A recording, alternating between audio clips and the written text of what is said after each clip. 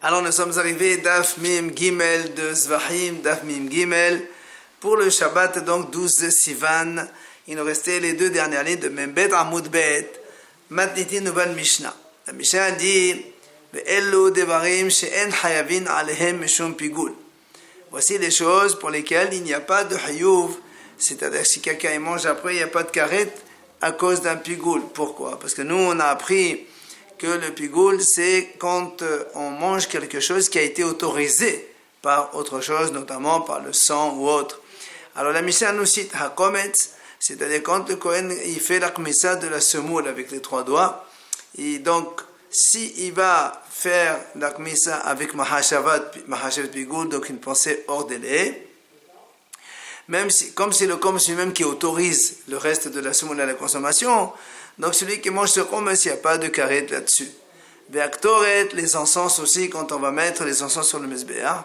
Ve'alevona, c'est aussi les encens qu'on amène avec la minha. Ou minhat kohanim, la minha des kohanim que les kohanim amènent quand ils sont initiés pour la première fois pour venir travailler. C'est ce qu'on appelle minhat kohen kalil tehiyeh, donc elle est complètement donc brûlée sur le Mizbeach. Donc il n'y a rien qui l'autorise. Ou minhad Kohen Mashiach, la minhad, un Kohen Gadol qui doit amener tous les jours ensuite le sang, évidemment, le dam lui-même. Ve'anisachim, donc le vin que l'on verse pour les korbanot. Alors ici on a une mahloket entre Rabbi Meir et Chachamim. Selon Rabbi Meir, même le vin qu'on amène seul, parce qu'il est possible d'apporter le korban aujourd'hui et le vin le lendemain, eh bien, dans ces cas-là, le Rabbi Meir dit, seulement quand ils sont seuls, les nsachim, il n'y a pas de karet quand on les boit. Par contre, Chachamim, eux, ils disent, même les nsachim qui viennent avec l'animal, c'est-à-dire on les amène en même temps que le korban, eh bien, il n'y a pas de pigoul, vu qu'eux, on peut les amener à part. Après, la Mishnah dit Log shemesh el metzora. À propos, donc, l'huile qu'on va mettre sur le metzora, parce que le metzora, quand il va donc se purifier, il apporte un korban hacham, et après il amène aussi de l'huile. Alors sur ce, Rabbi Shimon Omer, En hayavin alom mishum pigoul. Il dit Rabbi Shimon, il n'y a pas de pigoul sur l'huile, parce que il n'y a rien, donc, l'huile n'a rien à voir avec le korban, et quand on fait mahashevet pisoul sur le korban hacham, il n'y a pas de conséquences sur l'huile. Alors que Rabbi Meir lui dit non, il dit Rabbi Meir que étant donné que le korban hacham c'est lui qui va autoriser l'huile, alors puisque donc si on l'amène le jour même, parce que effectivement aussi l'huile on peut l'amener en différé, pas au même temps que le korban. C'est pour ça que le Rabbi Shimon dit il n'y a pas de pigoul. Mais Rabbi Meir dit non. Comme on l'amène avec le korban hacham lui-même il va autoriser l'huile, alors il y a pigoul et karet sur l'huile. Maintenant, bechol sheyesh lo materin. Donc la Mishnah conclut toutes les choses qui ont materin, c'est-à-dire toutes les choses des korbanot, qu'il y a quelque chose qui les autorise en amont. Ben la adam, ben la mizbeach, que ce soit une consommation pour l'homme ou pour le mizbeach. Alors, il y a donc interdiction karet quand il y a donc une mauvaise pensée hors délai. Et la Mishnah nous donne des exemples. Donc le korban aola, c'est quand on asperge le sang qui va autoriser tout l'animal, donc toutes les parties de la viande de l'animal pour le mizbeach. Ou encore en plus la peau donc de l'animal c'est pour les kohanim. Donc bien sûr quand un kohen il fait une mauvaise pensée pendant l'aspersion du sang, eh bien, c'est aussi bien le korban aola, la viande, que la peau, ils deviennent hayvin ma'alehem karet. Aola ta'of, la même chose, la korban aola d'une volaille, dama matiret besara la mezbeah.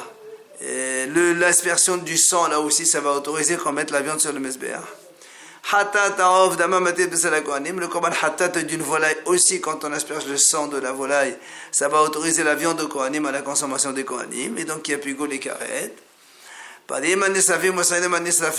les bœufs et les boucs qui sont brûlés, c'est-à-dire dont on fait les aspersions à l'intérieur du Hechal, et après on va les brûler en dehors du Beth Amikdash, Daman maté de Temoren et Khalev, leur sang, il permet donc à leur partie hémorrhime, c'est-à-dire les graisses interdites et les parties qu'il faut amener sur le mesbeh pour les sanctifier, les sacrifier sur le mesbeh, les brûler. Rabbi Shimon Omer, Kol she'eno al mesbeh hazon kashelamim, en hayvin ala mishum pigoul. Il vient Rabbi Shimon, il dit non. Tout celui qui n'est pas sur le mesbeh extérieur, comme les shamim, puisque la notion de pigoul, on apprend de korban shamim. Donc ça veut dire tous ces corbanotes-là dont les aspersions se fait à l'intérieur de Khal. Pour lui, Rabbi Shimon, en hayvin ala mishum pigoul, il n'y a pas de karet quand on fait une mauvaise pensée sur ça. Voilà donc la Mishnah Gemara Amar Ola. Ola il dit dans la Gemara, Komes pigoul, sheha'elu ala gabe ha-mezbeach, paqa pigoulo mimenu, im ahirim im evil, il dit pigoul ha-asmo lachol sheken. Ola il dit comme ça. Le Komes, donc, quand le Kohen il a fait la kmissa d'un korban de mincha, donc, et avec une mauvaise pensée, donc c'est un Komes pigoul. Et alors le gabe ha-mezbeach, il a monté sur le mezbeach pour être brûlé. Ola il dit, paqa pigoulo mimenu, il n'y a plus d'interdiction. Pourquoi? Il explique. Si lui, il entraîne Pigoul pour l'autre, a fortiori pour lui. Alors c'est là où la Gemara s'étonne. Qu'est-ce qu'il est en train de dire? On ne comprend pas du tout cet enseignement et cette corrélation. Alors il dit, voilà ce que Ola voulait dire en fait. Et menometrabel, c'est-à-dire si tu... Donc prenons la kmissa que le Kohen a fait donc, avec mauvaise pensée. Si après tu me dis que comme la kmissa a été avec mauvaise pensée, on ne peut pas l'amener sur le mesbeh, comment tu peux entraîner Pégoul sur les autres? Parce que pour qu'il y ait Pégoul, il faut que la chose qu'on devait amener sur le mesbeh avec mauvaise pensée, elle soit amenée. Donc si c'est ça ce que tu veux dire, qu'est-ce qu'il veut nous apprendre? Et si tu veux me dire que le Komes lui-même, il n'y a pas de Pégoul sur lui, mais lui, il fait Pégoul sur les autres parties, donc le reste de la semoule, Tanina, ça on a déjà enseigné. Dans notre mission, on a vu, voici les choses dont on n'est pas hayav à cause de Pégoul, donc il n'y a pas de karet quand on fait une mauvaise pensée hors délai. C'est Hakomes, donc c'est ce qui nous concerne nous, le Komes, la Kmissa que le Kohen fait. On a cité dans la Mishnah Ktor et Alevona les encens. On a cité aussi Minhat Kohanim, Minhat Kohen Mashiach, Minhat Nesachim Behaddam. La Minhat donc des Kohanim quand ils sont initiés au service, ou bien celle du Kohen Gadol de tous les jours.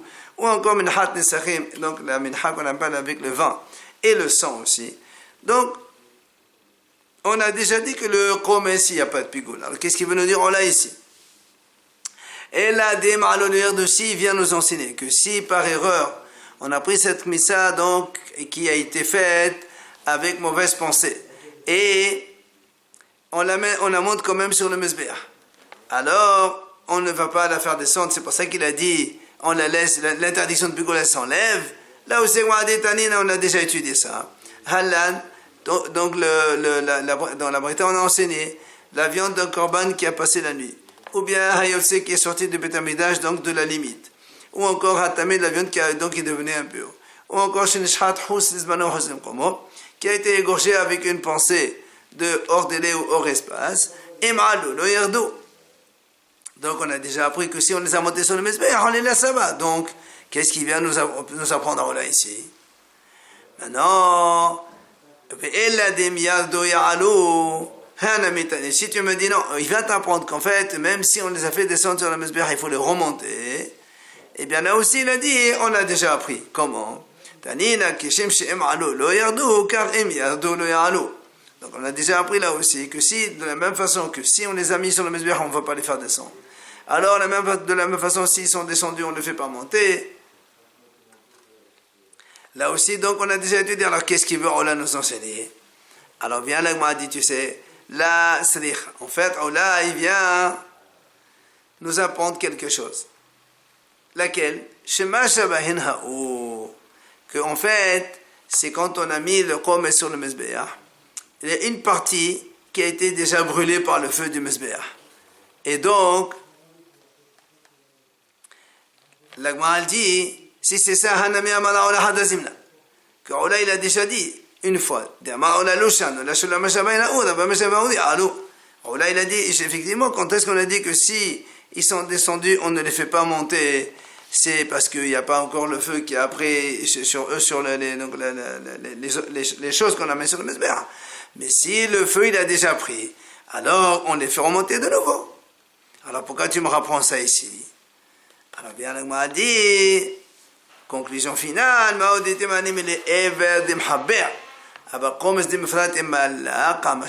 dit effectivement, oh là, quand est-ce qu'il a dit que si il y a une partie qui a été déjà brûlée par le feu, eh bien, si elle est descendue, on la remonte. Ça, c'est lorsqu'il s'agit de la viande, puisque c'est collé les morceaux. Alors, dans ces cas-là, s'il y a une partie qui a brûlé, l'autre qui est descendue, est tombée du Mizbeach, on la remonte. Mais ici, il s'agit de la semoule de farine, et que quand il y a une partie qui brûle, l'autre, elle est complètement détachée. J'aurais dit, dans ces cas-là, peut-être il ne faut pas la monter. Alors, il vient, alors là, il dit, même dans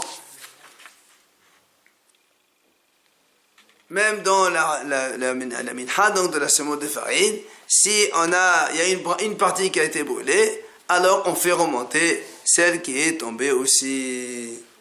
Amar Rabahai, donc à partir de là, il dit, Rabahai nous dit, donc la conséquence, c'est que, si on a un chomes qui donc, il a été fait avec mauvaise pensée de hors délai.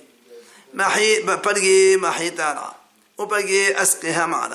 y a une partie, la moitié, elle est donc posée par terre.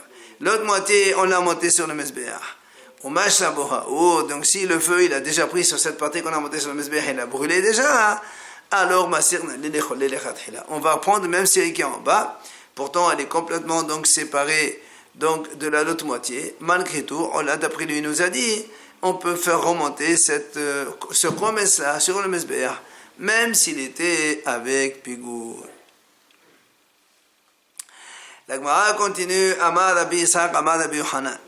Il vient Rabbi Isaac et dit, Hapigoul, Vehanotan, Vehatame, She'elan et Rabbi Mizbeach, Paka et Soud Mehen. Donc, il vient rajouter sur ce que là, il a dit donc Rabbi Isaac, Rabbi Yochanan. Le Pigoul, donc, si on a mis sur le Mizbeach, il n'y a plus donc l'interdiction de Pigoul sur lui. Vehanotan, Vehatame.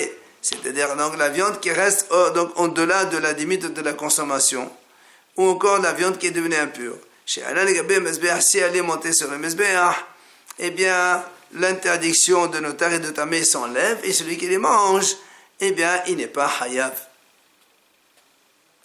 Amar Rav Hazai vient, Rav Hazai s'étonne, qui est l'auteur de cet enseignement. Est-ce que quoi? Il considère que le Mizbeach ça purifie. Si la viande elle est montée sur le Mizbeach, pourquoi tu dis qu'on n'est plus hayab? Est-ce que le Mizbeach c'est un mikvé, lui, pour purifier la viande? Amar Abizera, Shema Shabaina ou. Il y a Abizera dit non, parce que comme le feu du Mizbeach les a déjà consumés, donc il les a brûlés, c'est pour ça qu'après il est permis de les manger.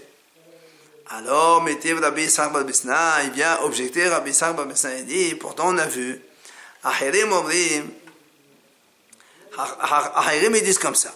C'est marqué dans le passouk, Vetum ato alav.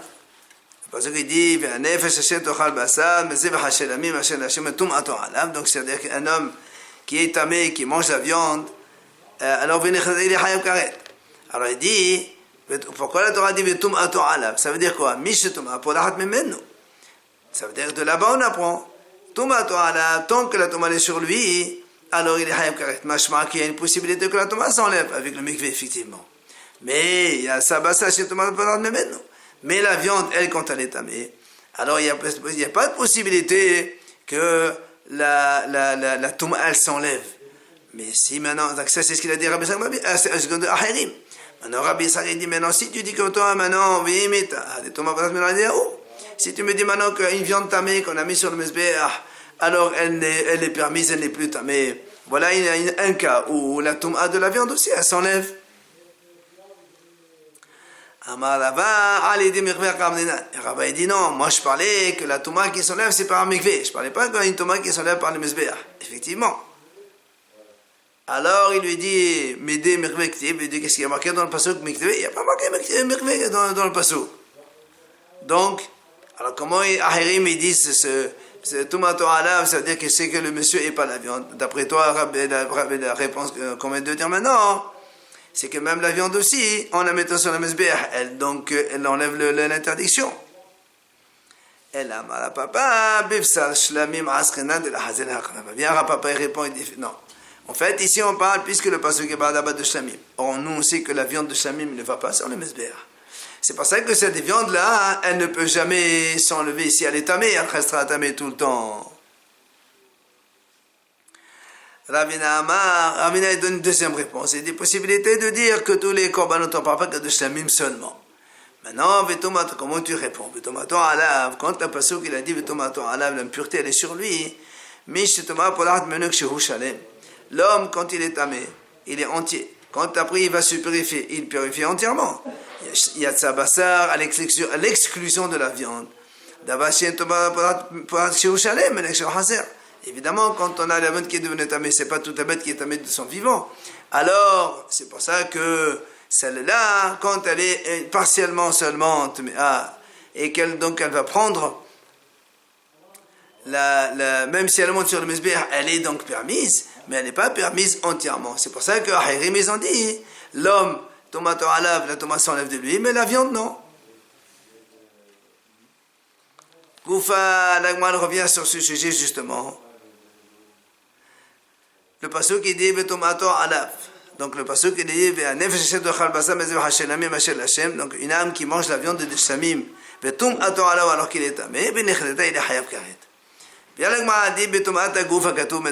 On parle ici de l'impureté du corps, c'est-à-dire c'est l'homme qui est tamé.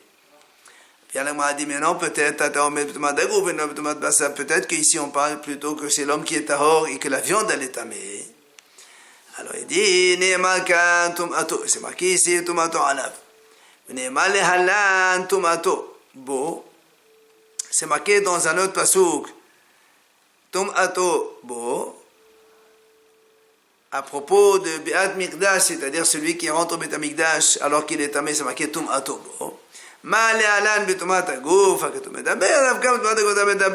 Donc de la même façon que là-bas on parle de Tum Atagouf, c'est l'homme tamé qui rentre au Be'at Mikdash.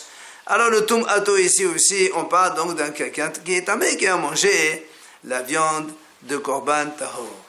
Ça c'est le Tanakama qui dit ça. Il y a Rabbi Yossi Omer.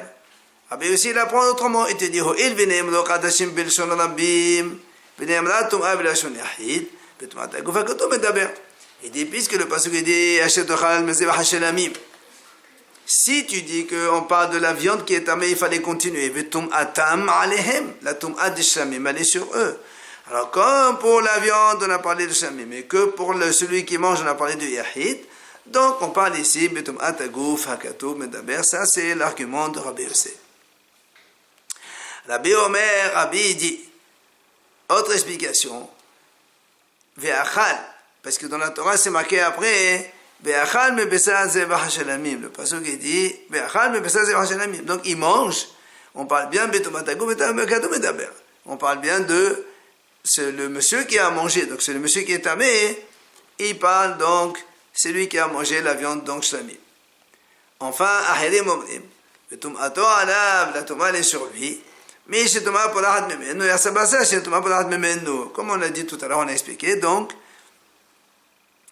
le Ahirim, ils ont dit, tomato alav, donc il s'agit de quelqu'un dont la tomate peut s'enlever, c'est donc l'homme, alors que la viande, elle est tomato alav. Voilà donc les 4 avis à propos donc de tomato alav pour dire que c'est bien le monsieur qui est tamé qui a mangé la viande des kadashim. Amar Mor, l'Agmal revient sur ces avis-là. Rabbi Omer, Ve'achal, Betomat Aguf Akatou Medaber. Donc selon le raisonnement de Rabbi, comme dans ce pasuk-là, il y a marqué Ve'anef Sheshet Tochal Basar Mezevach Shelamim Mashel Hashem, Betomat Oala Unechletam Sheme'ameh. Ça c'est un pasuk. Rabbi l'a dit dans le pasuk suivant, il y a marqué Nefesh Kidiga Bechotameh Ve'achal Mebesa Zevach Shelamim Unechletam Nefesh. Comme il y a marqué Ve'achal, on parle donc bien donc, du monsieur qui a mangé. Alors, c'est pour ça donc on fait la comparaison dans les deux. Donc comme là-bas c'est le tomate à gouffre, là aussi c'est tomate à gouffre. Puis l'agma a dit mais machma, d'où tu apprends ça? Qui t'a dit? Peut-être que le deuxième pasuk qui parle de tomate à gouffre, alors que le premier pasuk qui parle de tomate bassar.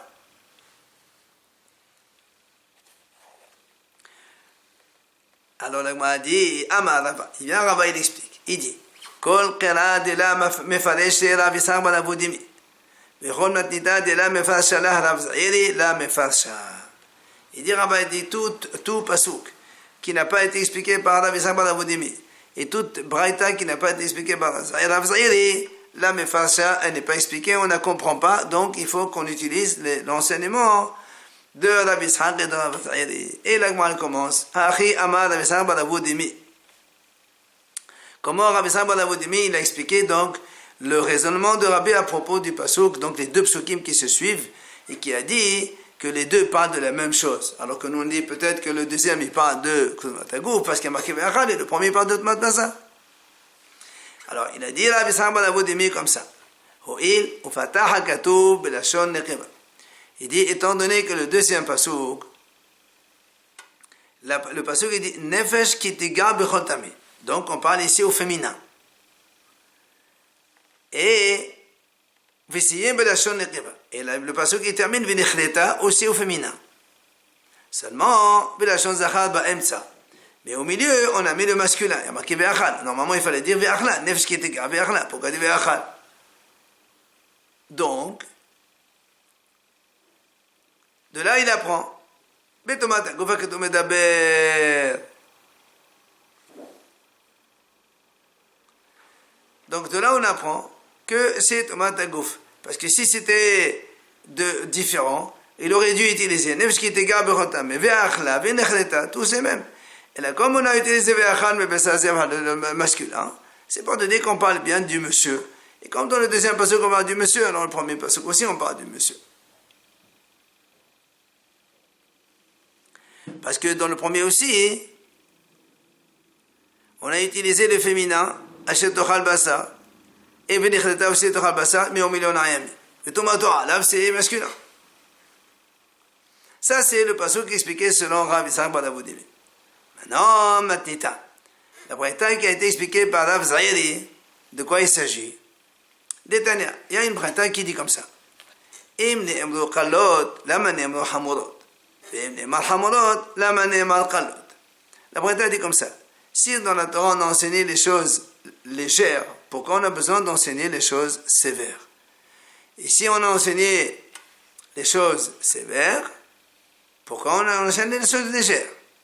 Alors la braïta continue, elle dit, parce que si on a enseigné les légères et pas les sévères, j'aurais dit sur les légères, belav, c'est-à-dire concernant la Tum'a, donc quand c'est la Tum'a légère, c'est lav, c'est un commandement négatif seulement.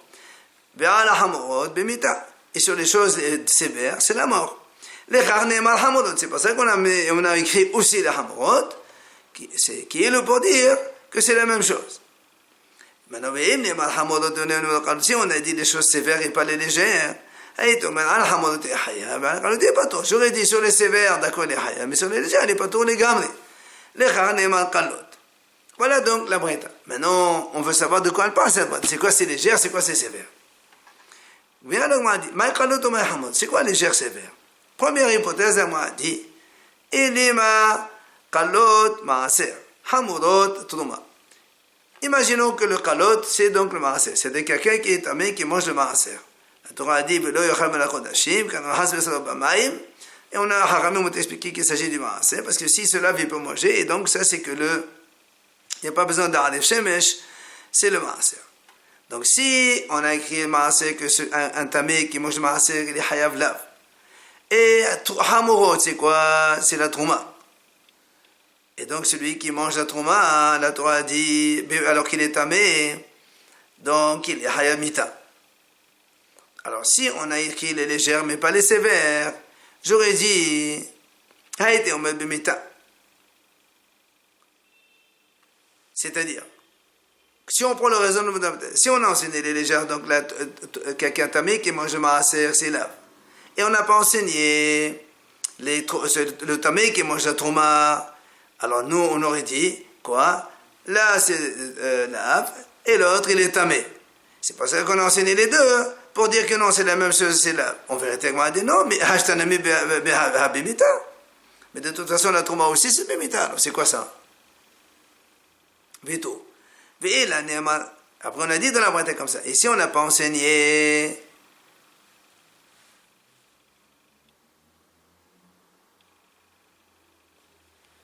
on a dit dans la braïta comme ça. Et si on n'a pas dit,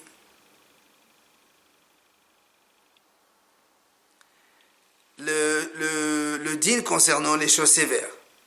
Haïti Omer bimita. La hamorot bimita. Alors, il m'a dit pourquoi? Pourquoi si on n'a pas dit les légères, tu aurais dit la hamorot bimita? D'ailleurs, là-bas, il a dit kanidon, puisque tu apprends qu'à la hamassi, déjà le tami n'a pas le droit de manger la maaser, il n'a pas le droit de manger la trouma. Pourquoi tu lui donnais la haïti Omer bimita? Pourquoi bimita? Quand on fait la hakal, on fait la d'ailleurs là-bas, il a dit kanidon, tu apprends de lui ce qu'il y a chez lui. Comme là-bas, le maaser, c'est là. La trouma aussi, c'est là. Donc, tu vois bien que le raisonnement ne marche pas ici. Alors, deuxième hypothèse, il m'a dit, Ella kalot tum'at sheres, hamurot tum'at mit. Il m'a dit non, tu sais quoi, qu'est-ce qu'on appelle tum'a légère? C'est quand quelqu'un était tamé par un reptile. Et qu'est-ce que c'est tum'a sévère? C'est quand il est tamé par tum'a d'un mort. Alors, il m'a dit, et qu'est-ce qu'ils ont mangé, cela? Ouma. Et bitrouma, si tu me dis, ils ont mangé la trouma, et DVD, que ce soit tum'at sheres ou que ce soit tum'at mit, tous les deux, c'est mita. Maintenant, alors c'est quoi légère sévère? Beto, les charnem lo hamorot de vlavha bimitaï. Et en plus, quand on a dit, c'est pas ça qu'on a dit la hamorot, belav. C'est-à-dire que quand on a fait le raisonnement, si on a dit les légères laves, j'aurais dit les hamorot sévères, mita. Alors on a marqué les deux, comme ça, ils se lavent tous les deux. On va dire, c'est pas vrai. Hamorot de vlav, c'est pas lave, habimitaï. La tomate met celui qui mange maaser ou troma, c'est hayamita.